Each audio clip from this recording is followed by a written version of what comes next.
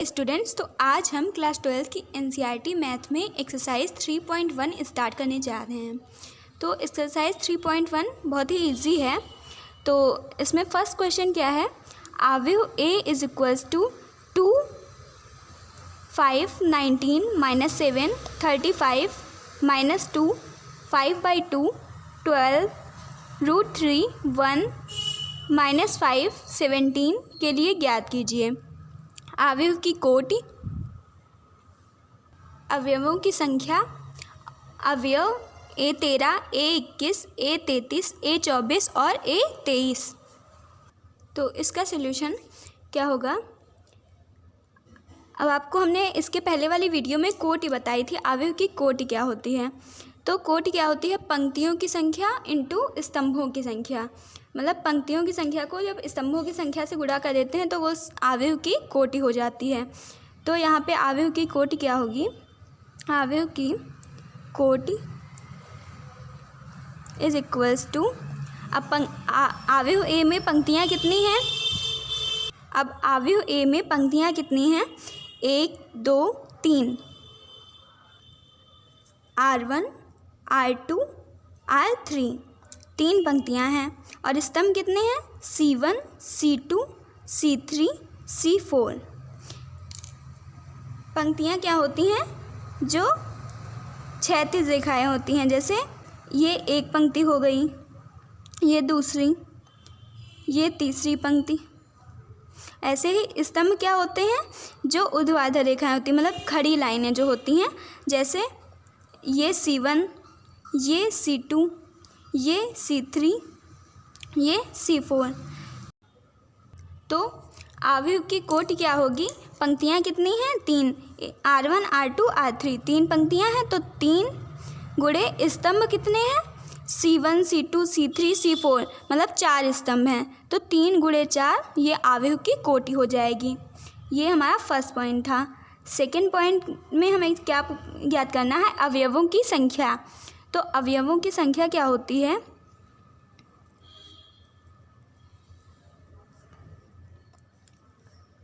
अवयव क्या होते हैं, ये जो स्क्वायर ब्रैकेट में 2 5 19 17 ये सारे अवयव के अवयव हैं। तो या तो हम इसको काउंट करके लिखते हैं, 1 2 3 4 5 6 7 8 9 10 11 12। तो या तो ऐसे 12 लिख सकते हैं, या फिर सिंपली अवयव की कोटि कितनी है, 3 गुणे 4, तो 3 चक्कू 12 मल्टीप्लाई करके जितनी संख्या आएगी वो हो जाएगी अवयवों की संख्या।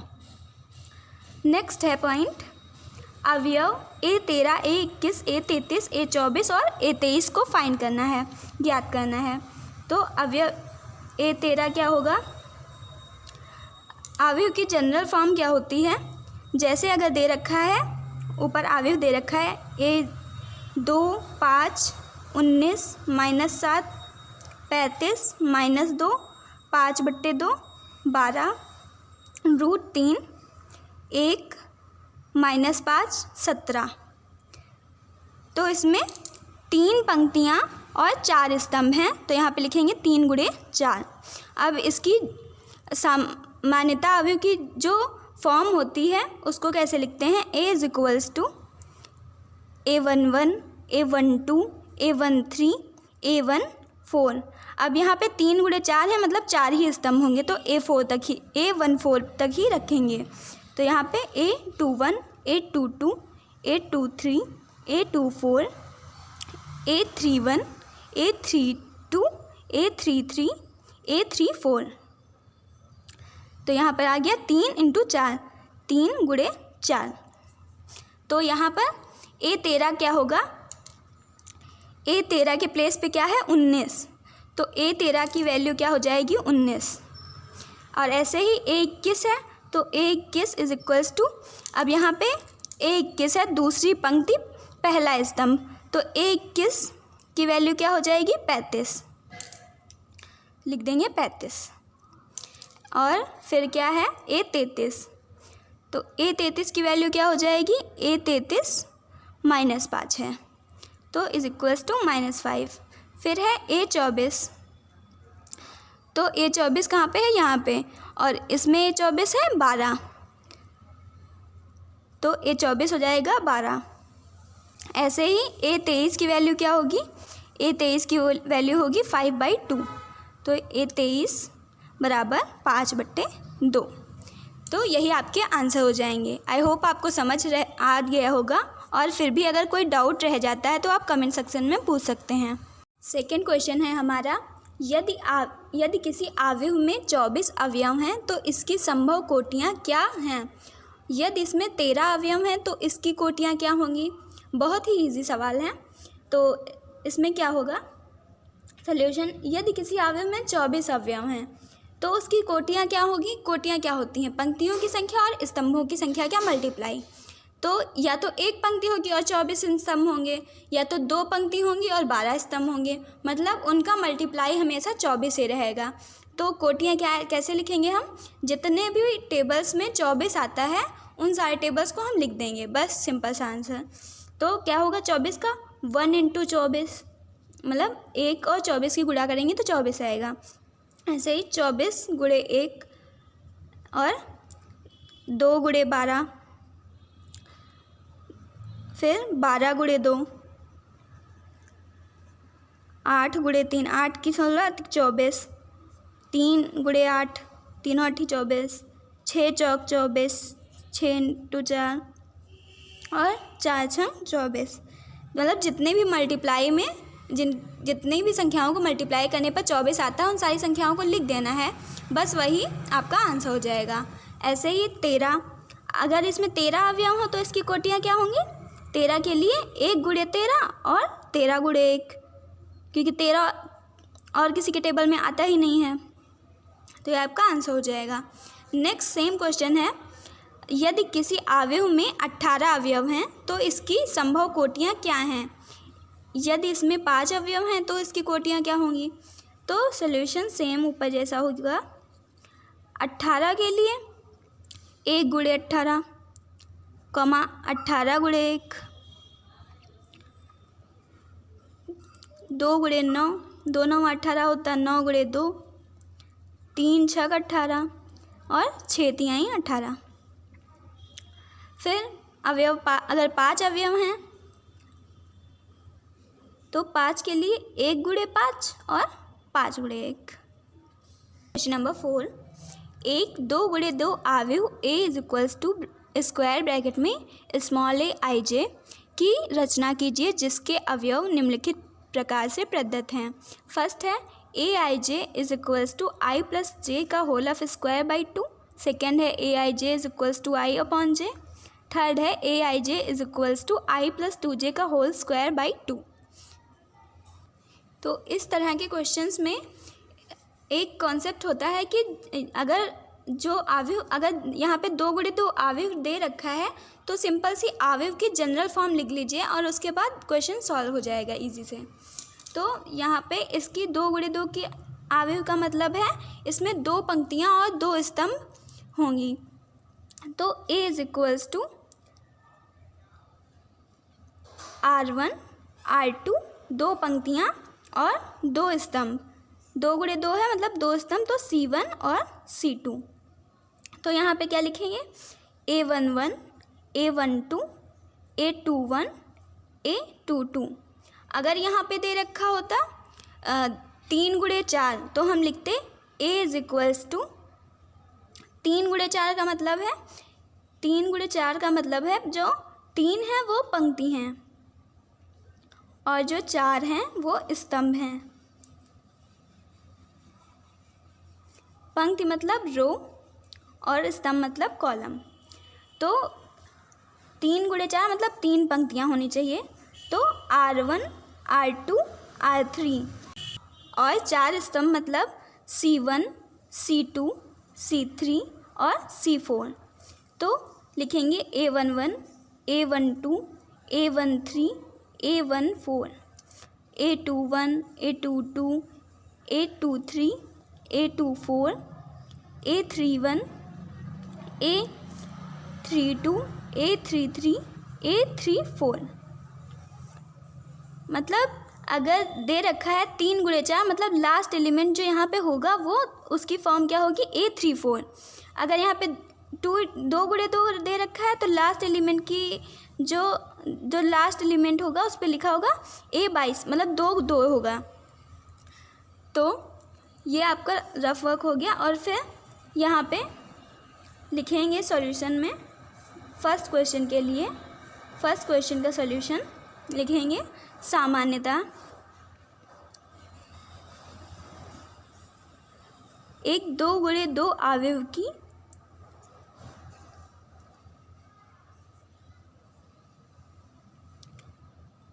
सामान्यतः एक दो गुणे दो अवयव इस प्रकार का होता है।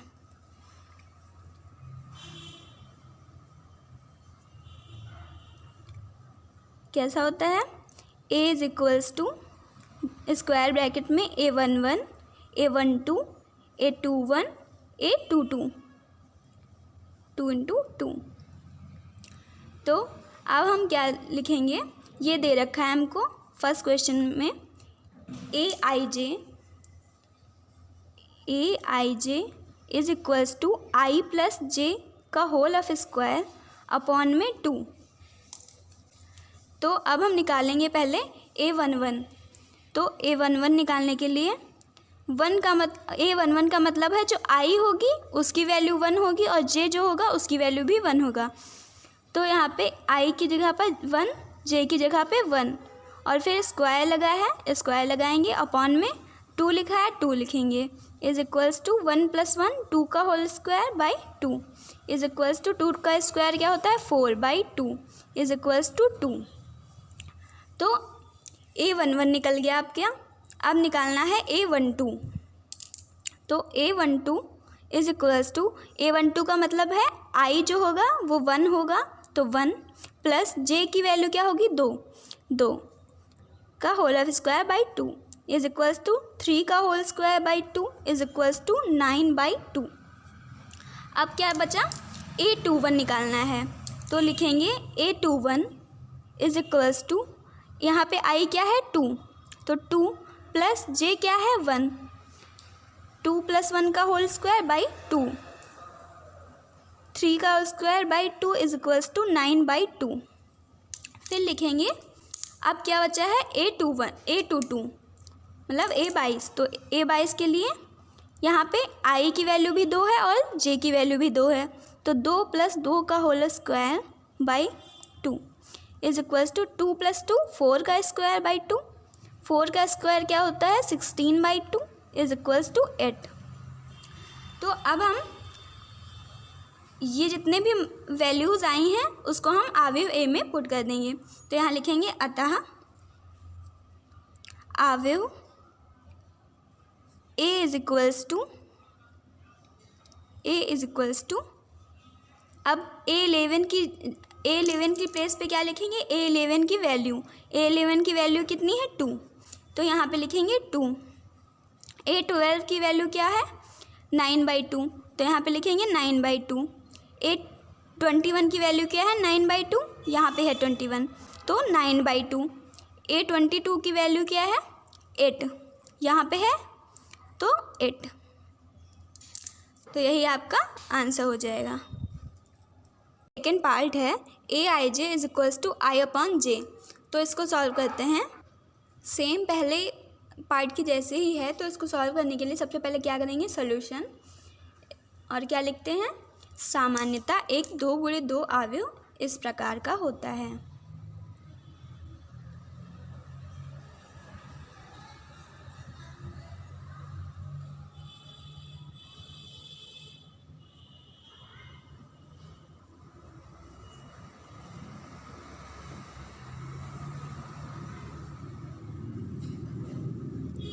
तो लिखेंगे A इज इक्वल्स टू कैसा होगा 2 गुणे 2 अवयव, 2 पंक्तियाँ और 2 स्तंभ। तो लिखेंगे A11, A12, A21, A22। फिर अब क्वेश्चन क्या दे रखा है Aij is equals to I/J। अब क्या निकालेंगे A11, A12, A21, A22। तो A11, A12, A21, A22। तो इसको कैसे निकालते हैं? A11 है मतलब I की वैल्यू 1 और J की वैल्यू 1। तो I 1 अपॉन जे की जगह पे 1, फिर इज इक्वल्स टू 1 आ जाएगा। और A12 है तो यहाँ पे I की वैल्यू 1, J की वैल्यू 2, तो I की जगह पर 1, J की जगह पे 2, तो आंसर आएगा 1/2। A21 है तो यहाँ पे I की वैल्यू क्या है 2 और J की वैल्यू है 1, तो I की जगह पे 2, J की जगह पे 1 इज इक्वल्स टू 2। A22 है तो यहाँ पे I की वैल्यू भी 2 है और J की वैल्यू भी 2 है, तो 2/2 इज इक्वल्स टू 1। फिर क्या लिखते हैं, अतः अभीष्ट अवयव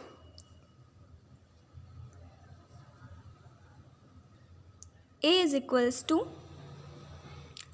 A क्या है A11, तो A11 की वैल्यू क्या है 1, फिर A12 की वैल्यू क्या है 1/2, A21 की वैल्यू क्या है 2, फिर A22 की वैल्यू क्या है 1, तो यही आपका आंसर हो जाएगा।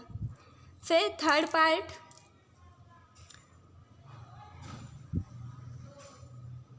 पार्ट क्या है, AIJ is equals to I plus 2J का whole square by 2।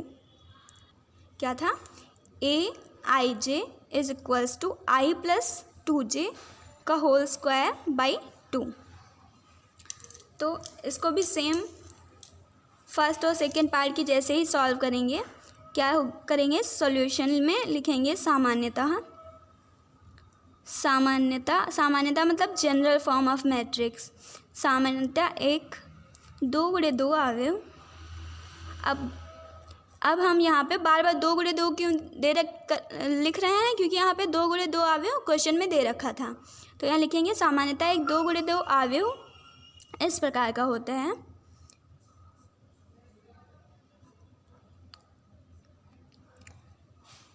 A is equals to A11, A12, A21, A22।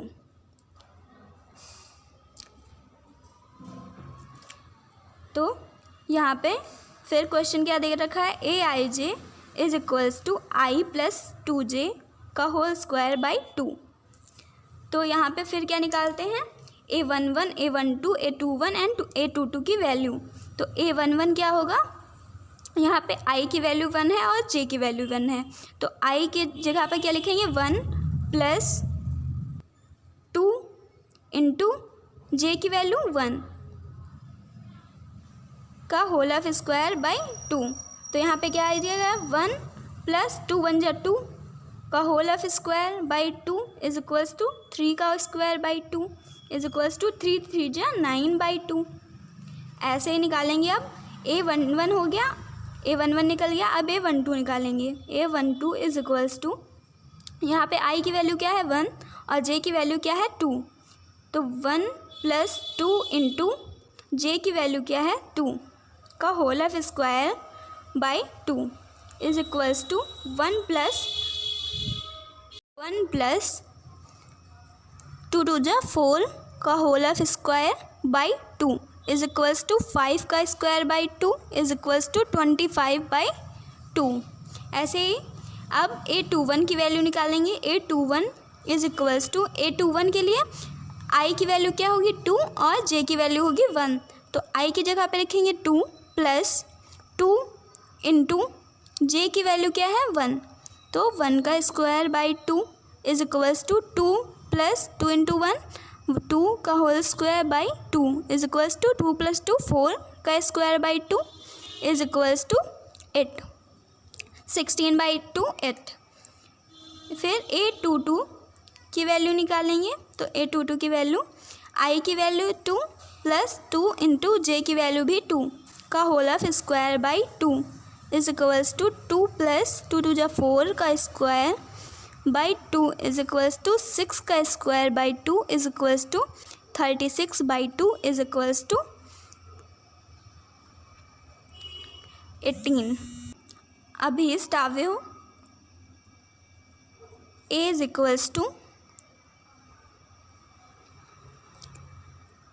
Equals to, अब A11 की प्लेस पे क्या लिखेंगे 9/2, A12 की प्लेस पे 25/2,